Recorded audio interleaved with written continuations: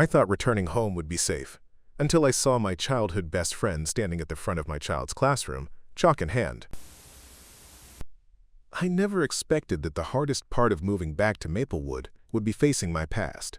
After 10 years living in the city, my husband and I decided to return to my hometown so our two kids, 9-year-old Sophie and 7-year-old Max, could grow up near their grandparents and play in the woods where I spent my childhood. The day we arrived, the streets felt both familiar and strange. The old bakery where I learned to ride my bike now housed a yoga studio. The corner grocery had grown into a mini supermarket. I pointed these out to Sophie, who frowned. "Where's the cupcake window?" she asked. "Grandma promised me a cherry tart." I laughed and promised dessert later. But my mind drifted to another change. My childhood best friend, Dylan, had stayed behind. We'd been inseparable in middle school, building forts in Johnson's Field, swapping comic books, daring each other to ring Mrs. Carmichael's doorbell at midnight. Then, one stupid argument over a lost friendship bracelet drove us apart. I left town at 18 and never looked back. Now, as I drove up Maplewood Drive toward Lincoln Elementary, where Sophie and Max would start 2nd and 1st grade, I felt a flush of nerves. Unpacking boxes was one thing. Confronting old ghosts was another. That afternoon, I walked Sophie and Max through the yellow school gates. Sophie gripped my hand, eyes wide with anticipation. Max skipped, backpack bouncing. A teacher in a bright cardigan greeted them by name. Mrs. Peterson for Sophie's class, and Mr. Chan for Max's. I planted quick kisses on their heads and hugged them tight. "Tarr! Have a great first day," I whispered. They ran toward their classrooms, Sophie proudly, Max trailing after. I stood by the office windows, waiting for the bell to ring. A few parents milled around, exchanging nods and quick goodbyes. I sipped lukewarm coffee from a styrofoam cup and scanned the hallway. Then I saw her. No, I saw him. There, framed by polished wooden floors and colorful bulletin boards, stood Dylan Brooks. Almost 6 feet tall, wearing a crisp white shirt and dark slacks, he expertly wrote multiplication tables on the chalkboard. His sandy hair was shorter than I remembered. His profile had hardened into something professional, authoritative. My breath caught. The years between us slammed into my chest like a freight train. I hadn't expected to see Dylan here, of all places. A sudden hush fell as the bell rang. Students filed into the classroom. Sophie paused at the door, looked up at Dylan, then at me.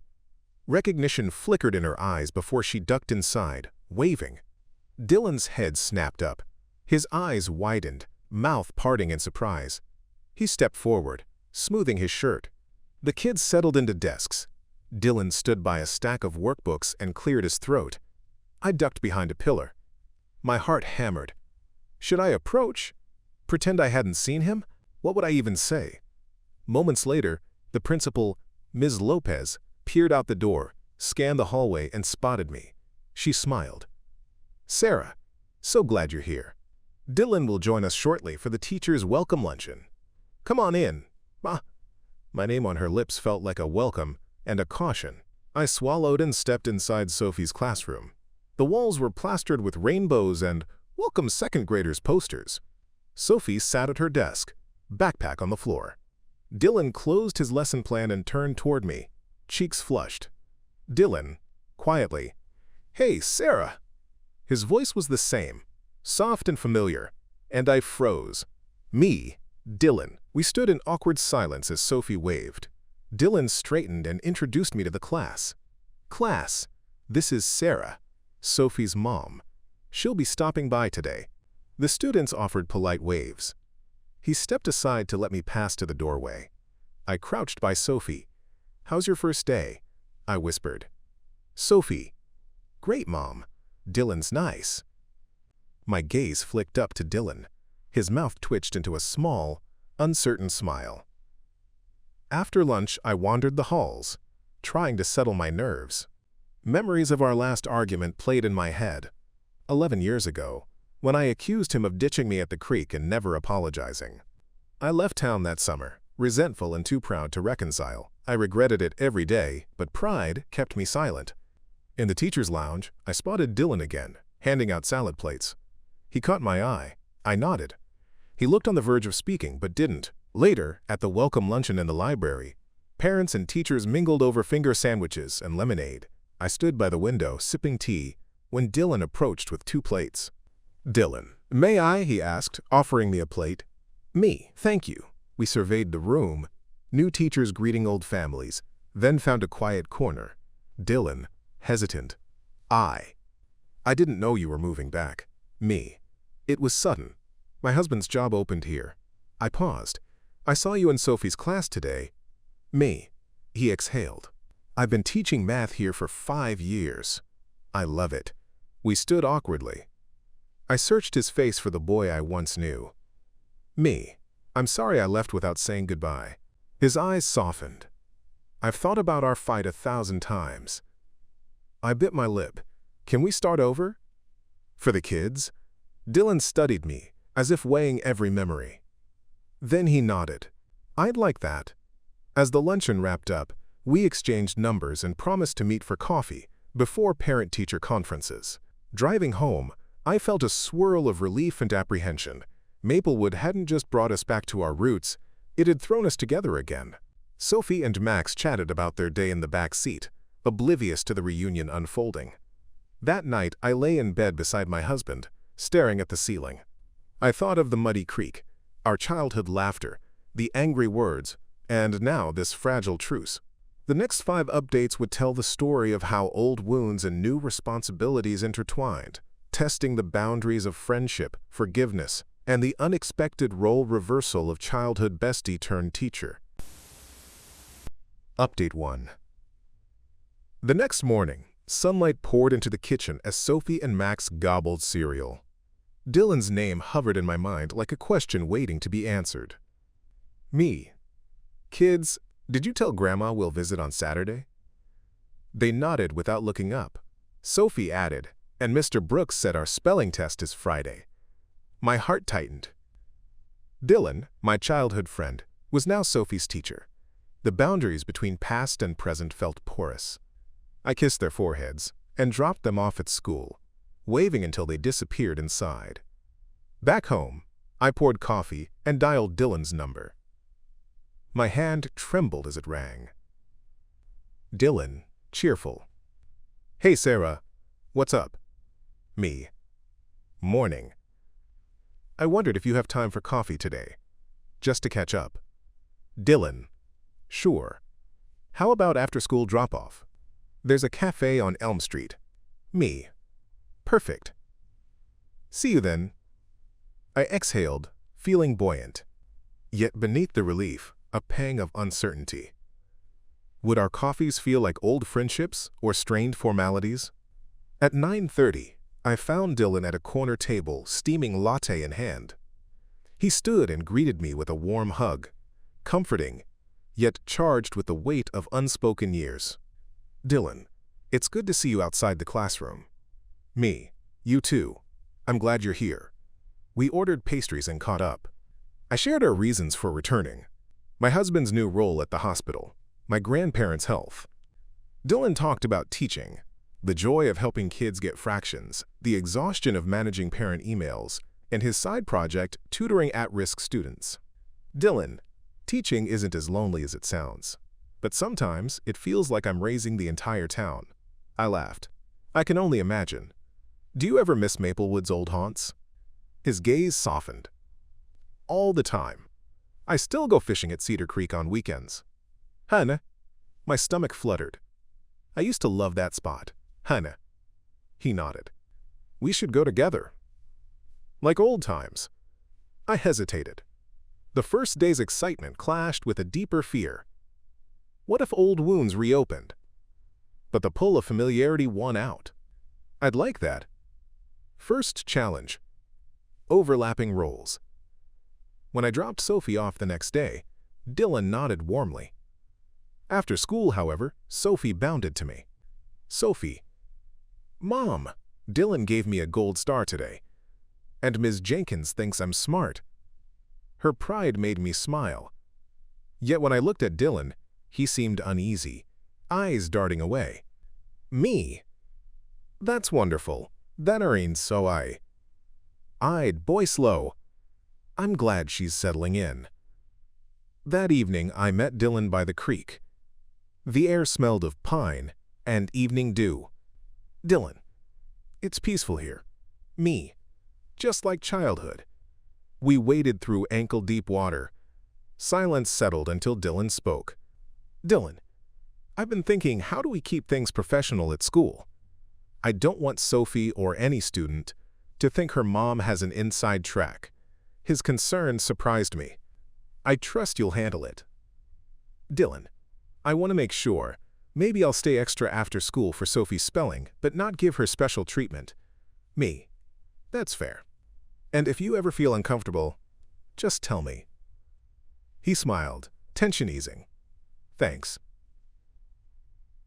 The next day, I received a parent email. Ms. Livingston, Sophie's classmate's mom. Mrs. Carter, Dylan informed me that you helped Sophie study after hours. This feels unfair. Please clarify. I show ya. My stomach dropped. Sophie had indeed come home with spelling practice from Dylan's suggestion. In my eagerness to help, I'd crossed a line. Now another parent was upset. I wrestled with guilt and panic. If I responded, I risked exposing Sophie's advantage in my friendship with Dylan. If I stayed silent, my reputation as a fair parent would suffer. I texted Dylan, "We have a parent concern. Can we talk?" His reply was immediate. "Be right there." 2 hours later, I met him at the school library. Me, frantic. I messed up. Sophie said you suggested extra spelling practice. Ms. Livingston wrote to me. I'm so sorry. Dylan, it's okay. I appreciate you telling me. We just need a plan. We drafted a reply together. Thank you for your message.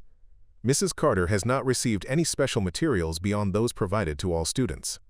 Sophie practiced with the class worksheet. Please let me know if you have further questions. We agreed I'd forward the standardized worksheet next time so there was no doubt. The misstep felt minor, but the fallout highlighted the fragility of balancing personal ties with professional fairness. That evening, we met again at the cafe. Dylan offered a sincere apology. Dylan, I'm sorry if my suggestion put you in an awkward spot. Me, I should have clarified with you first. Let's commit to no more informal meetups at school. Dylan. He nodded. Agreed. Let's keep our personal time outside school. Dylan. I felt relief. The challenge had tested our boundaries, but we crossed it together. Honesty and collaboration restoring trust. Update 2. A week after the spelling sheet incident, Lincoln Elementary buzzed with excitement over the upcoming spring school play. Sophie and her classmates would perform Hansel and Gretel in 2 weeks, and Dylan, directing the production, had asked me to help sew costumes. I agreed, reluctantly stepping into the gym as both parent volunteer and the lead actor's mother. Saturday morning, I joined the costume team under gym lights. Rows of sewing stations stretched out, parents threading needles, pinning hems, and gluing glitter. I found Dylan crouched by a pile of red fabric, stitching a felt apple onto a green tunic. Dylan, thanks for coming. Me, happy to help, and thrilled to see your directorial vision. He handed me a hot glue gun. Just be careful. We worked side by side, the old camaraderie sparking. At one point, a sharp glue pain made me yelp. Dylan steadied my hand. Our eyes met, surprise in both. He laughed, genuine and warm. For a moment, it felt like middle school days. No grudges, just friendship. That afternoon, as we packed up, Dylan confided in me. Dylan, I heard a rumor. What? About the play. Dylan. No. Some parents think I'm showing favoritism to Sophie's group. They said I offered them extra rehearsal time. I frowned. That's not true, right? He sighed. Of course not. But between the spelling issue and now this, I'm worried. Me, let's squash it quickly. We can send a notice to all parents. Extra rehearsal slots are open to anyone. He nodded gratefully. You're a lifesaver. We drafted an email together, thanking all families for their support and offering weekend practice sessions for any student who wanted more time. Hitting send, we shared a quiet moment of triumph and a deeper bond formed by mutual support and discretion.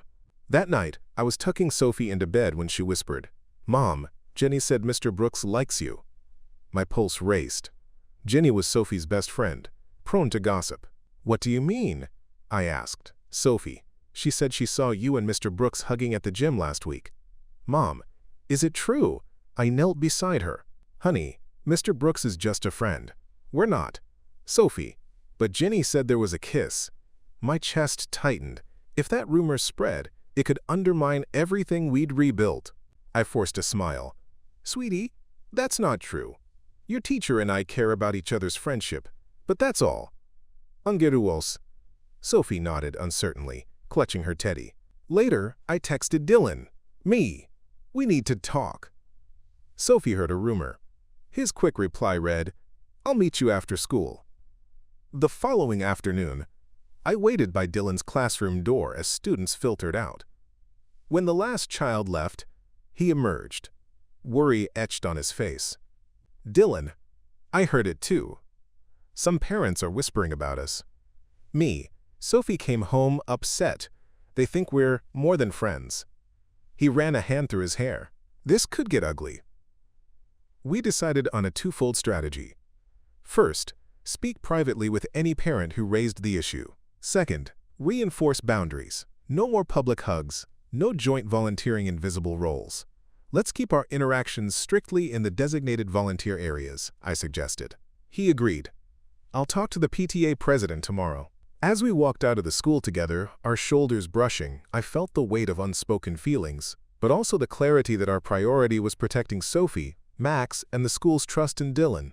That evening, while prepping dinner, I dithered over inviting Dylan to join us for pasta. Old instincts told me to steer clear until the rumor died down.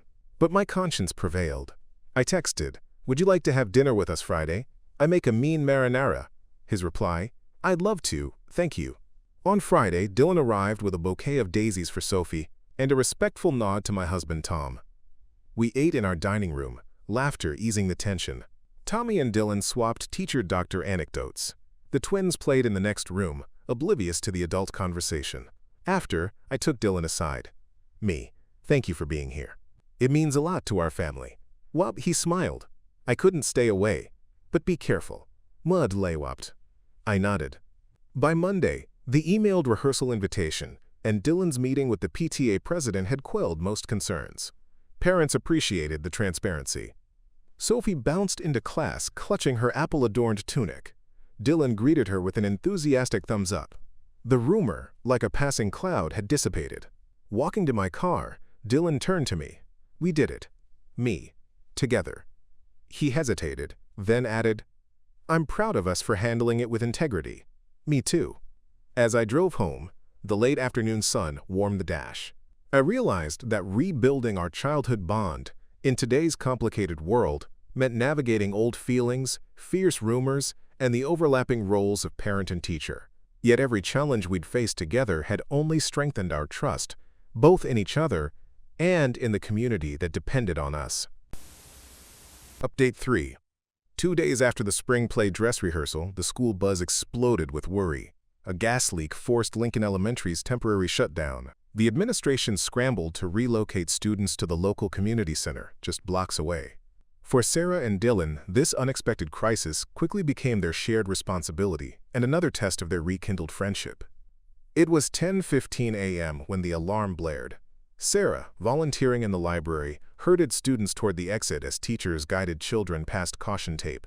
Sarah's heart thudded as she recalled safety drills. This was real. Outside, parents flooded the yard. Sarah spotted Dylan beside the principal, clipboard in hand, calmly directing traffic. He caught her eye, nodded, and jogged over. Dylan, calling over the din. "Kids are safe. I'm coordinating pickups. Can you assist with calling parents on the roster?" "Me, of course." Together, they set up an impromptu check-in station by the basketball court. Sarah held the roster clipboard, while Dylan organized children into groups. Second graders here, first graders there. Parents arrived in a steady flow. Sarah made reassuring calls while Dylan comforted nervous students. In that moment, their roles, teacher and parent volunteer, meshed seamlessly. They communicated without hesitation. Dylan would signal a student's parent arrival, and Sarah would mark them off. No need for whispered asides or code words. Crisis demanded clarity. The community center classroom. By noon, the last student was reunited with a guardian. The administration ushered everyone to the community center's gymnasium, converted into a makeshift classroom. Desks, chairs, and whiteboards were carried in, and Dylan directed teams setting up learning stations. Sarah joined him, arranging desks, while parents and staff created an environment resembling their classrooms. As she taped a welcome back to learning banner over the stage curtain, Diana, the vice principal, approached. "Diana, thank you, both of you. We couldn't have done this without your help. Dylan, we're happy to help. Just keeping kids safe." Diana glanced at Sarah. "Your family must be proud." Sarah smiled, glancing at Dylan. "We make a good team." Diana nodded and walked off. Sarah realized their partnership, once rooted in childhood games, now ensured dozens of children could continue learning, a higher level of trust than either had imagined. Late that afternoon, as the crowd thinned, Dylan noticed little Max standing alone, clutching his math workbook. "Dylan, Max, are you okay?" Max looked up, tears in his eyes. "I can't find Sophie. They. Sarah rushed over. "She's probably in the art corner. They." But Max shook his head. "I saw her with a grown-up I didn't know. She looked scared." They. Alarmed, Dylan radioed for a staff member to secure the perimeter. Sarah crouched beside Max. "Me. What did the grown-up look like?" Max, tall, wearing a dark jacket. He had a badge. A badge? Sarah's pulse raced. An unauthorized adult at the kid's space was a major risk. She grabbed Dylan's arm. "Me. Urgent. We have to find Sophie." Dylan nodded and sprinted toward the back of the gym. Sarah called keys to her mind. Evacuation logs. She flicked through the roster, noting staff assignments in each area. She scanned the gym and spotted a man near the craft tables. Dark jacket, badge clipped to his belt. Dylan, over shoulder. "Is that him?" Sarah nodded. "That's him." They approached together. The man looked up, surprised, and stepped back. Dylan, firm. "Sir, you can't be here. This area is restricted. Children only with guardians or staff." The man's badge caught the light. It read City Utilities Inspector. He held a clipboard. "Inspector, sorry, I was checking air vents for gas residuals. I didn't want to disrupt the setup." "Dick?" Sarah exhaled. "Next time, check in with me or the principal before entering the kids' area." Deck nodded. Sophie emerged from behind a stack of folding chairs, unharmed but frightened. Sarah scooped her up and hugged her tightly. "Me, you're safe now." Sophie nodded, burying her face in Sarah's shoulder. Dylan placed a comforting hand on Sarah's back. "Dylan, good work noticing him." Sarah looked at Dylan, gratitude in her eyes. "We've got each other's backs." Gray. That evening, as families retrieved children, Dylan and Sarah stood by the exit. Exhaustion and relief mingled on their faces. "Dylan, thank you for helping with Max." "You were amazing." "Me, you were incredible managing the station." He offered a small grin. "We make a pretty good team." I nodded. "Stronger than I expected." Dylan hesitated, looking at his watch. "I have to sort paperwork for tomorrow, but would you like to join me for a quick dinner? Something casual?" I glanced at my phone, messages from my husband asking about the kids. I could rush home or stay. This felt important. Another moment of connection. "Me. I'd love to." Dinner and decisions. We settled into a cozy booth at Maplewood Diner.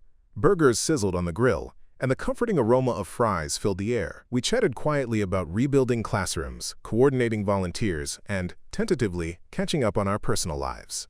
"Dylan, how are Sophie and Max settling?" "Me. Better than I hoped. But yesterday, Sophie said she missed her city friends." He nodded sympathetically. "Change is hard." We talked about future plans. A joint family picnic at the creek. A weekend fishing trip. Even a math help session turned into a community fundraiser. Every idea wove our families closer. Update 4. Spring was in full bloom when Dylan received an unexpected email that rippled through the calm routine he and Sarah had painstakingly rebuilt. He was standing in his classroom after school, straightening art supplies, when his desktop chimed. Subject: Administrative Opportunity, Lincoln Elementary. body. Dear Mr. Brooks, the district is considering you for interim vice principal beginning next fall. Please let us know by Friday if you wish to be considered. Sincerely, Dr. Evelyn Hart, District Superintendent. Dylan stared at the screen, breath-catching. An administrative role was every teacher's ambition. More influence, a chance to shape policy, a steady salary bump. But it meant long meetings, late nights, and less time in the classroom with kids. And for Sarah, it threatened the fragile balance they'd worked so hard to achieve. That evening, Sarah picked the twins up from Grandma's house and met Dylan by the empty playground at dusk. He cradled the email printout in his hand, lamplight dancing off his thoughtful face. Dylan, they want an answer by Friday. This is huge for my career, but I worry about the extra stress. We've just found our groove. Me. You've earned it. You're respected. You make tough calls in emergencies. It's an incredible opportunity. He kicked at a patch of grass. But if I take it, I'll be in meetings until 7 p.m. most nights. The kids' soccer games, our creek fishing trip. It all gets squeezed out. I swallowed. And our coffee catch-ups will vanish. His gaze fell. I don't want to lose this. Us. Again. We sat on the swings in silence. The empty field echoed with distant bird calls. Finally, he said, "What do you think I should do?" I reached out, resting my hand on his. Follow your dream, but on our terms. Negotiate. I'll take back a slice of recess duty or limit meetings to 2 evenings a week. Show them you value hands-on time with kids. He exhaled, relief mingled with resolve. That could work. Over the next 2 days, Dylan crafted a proposal for Dr. Hart. He outlined how his classroom innovations and leadership during the gas crisis qualified him for vice principal duties. Then he detailed boundary requests. Core teaching time. Continue teaching 2 classes per week. Meeting limits. No more than 2 evening meetings, with 1 scheduled on a rotating basis. Parent engagement. Maintain weekly office hours at school for drop-in concerns. On Thursday, he delivered the proposal in person. Sarah stood outside the superintendent's office, heart pounding in solidarity. When he re-emerged, his smile was weary but triumphant. Dylan. They approved it, pending board sign-off. They agreed to my conditions. I hugged him, relief flooding through me. I'm so proud. Dylan, softly. I couldn't have done it without your advice. We shared a quick embrace before the twins barged in, demanding snack time. Life, beautifully unrelenting, resumed its joyful chaos. 2 weeks later, Dylan donned a crisp blazer, his first vice principal uniform, and walked into Sarah's kitchen after her school run. Dylan, what do you think? He spun, arms out. The blazer fit perfectly, its brass buttons gleaming. I traced the lapel. Me. You look like a leader. His chest puffed out proudly. It feels good, but also heavy. Just then, the twins tumbled in, knocking over backpacks. I watched the exchange, noting how effortlessly Dylan shifted from stern administrator to playful uncle. It thrilled me, and also made me uneasy. Would parents now see their teacher as Mrs. Carter's partner, rather than as Mr. Brooks, the vice principal? That afternoon, I dropped Sophie off for an extra math club session. As I lingered, other parents waved, some giving polite nods, others whispering. I overheard one mother remark, "Is it true Mr. Brooks is married to Sophie's mom? I thought that was a rumor." To boah. My stomach twisted. Even with Dylan's new role, defined by boundaries, gossip had a life of its own. If unchecked, it could undermine his authority and our children's sense of security. That evening, over dinner, I broached the subject with Dylan. Me. I heard a parent comment, "Rumor that you two are married." He winced. I'll address it at tomorrow's staff meeting. Me. And maybe send a note home. Clear the record. Parents deserve clarity. He nodded. You're right. Transparency again. The next morning, Dylan issued a brief but firm letter via the school's communication app. To Lincoln Elementary families, I am honored to serve as your interim vice principal. As some may wonder, Sarah Carter and I are longtime friends, but not a couple. Our partnership is founded on mutual respect for education and community. I appreciate your understanding as we focus on supporting our students' success.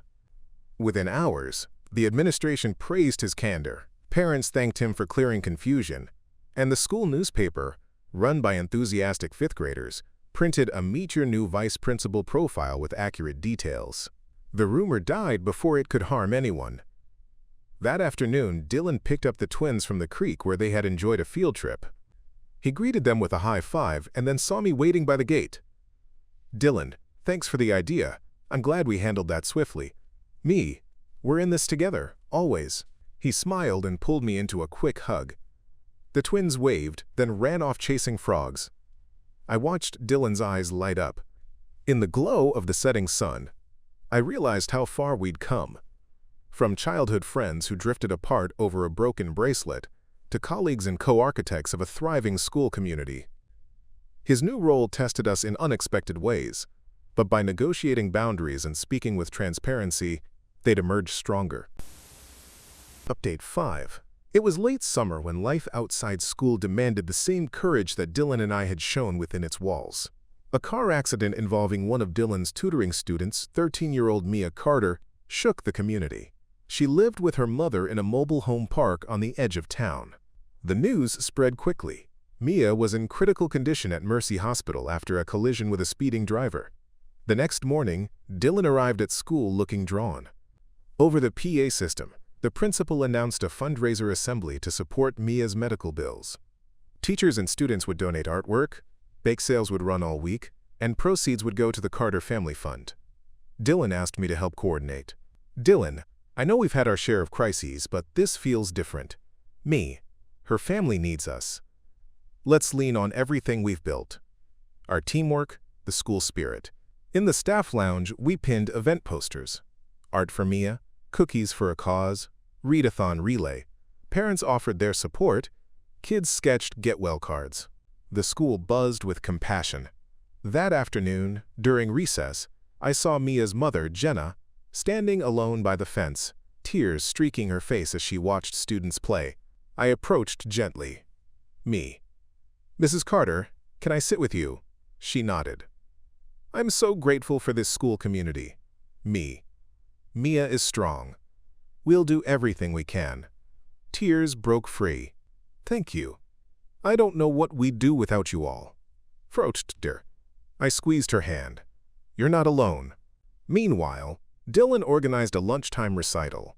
Students performed songs and poems for Mia's bedside livestream. He moved through the playground, arranging microphones and cameras. His vice principal blazer hugged his frame, but his gentle manner softened its authority.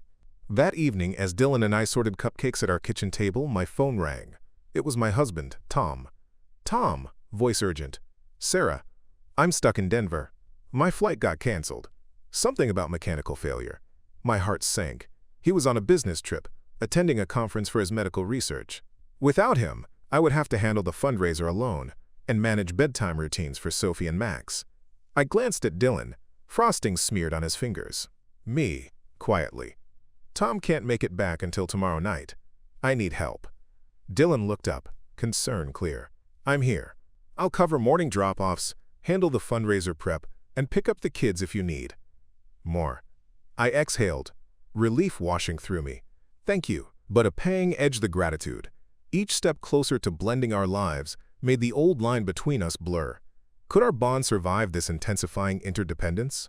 The next day, Dylan arrived at my home at 7:30 a.m., clutching backpacks. "Dylan, ready for school?" We walked Sophie and Max to class, then raced to the gym to set up the bake sale. Parents buzzed, children hauled boxes of brownies, and Dylan delegated tasks with calm authority. I managed the cafeteria line, cash box in hand.